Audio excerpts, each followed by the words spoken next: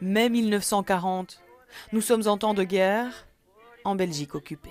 Führer, notre chef, notre guide et notre maître, Sieg. Et c'est sous l'œil de cet aigle allemand que commence l'une des plus grandes expositions sur la Seconde Guerre mondiale. Quel est le message qu'il veut déployer, cet aigle?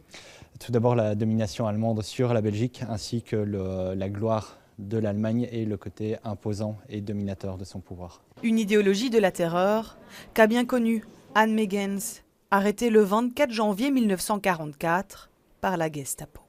Je suis partie entre les deux nazis en voiture et puis on m'a flanqué dans la cave à l'avenue Louise. Et je dois dire que toute ma vie j'ai eu de la chance. J'ai été dans la cave de Louise, à un certain moment on m'appelle pour être interrogé. C'est épouvantable, on est figé. Vous ne pensez plus, je ne savais plus penser tellement j'avais peur. Franchement c'est épouvantable. Et elle a commencé à m'interroger. Et puis il y a eu une alerte. Et ça a été fini. Anne faisait partie de ces 2% de la population belge à résister. Le journal Le Soir, lui aussi, fait acte de résistance. Il est d'ailleurs surnommé le Soir volé à l'époque.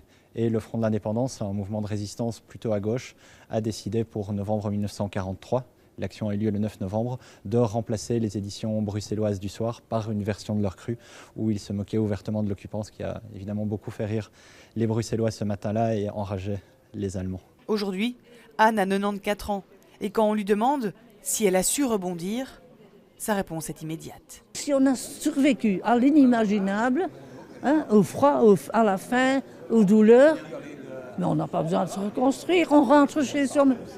Après de terribles épreuves, Anne rentrera à Bruxelles le 8 mai, il y a exactement 74 ans.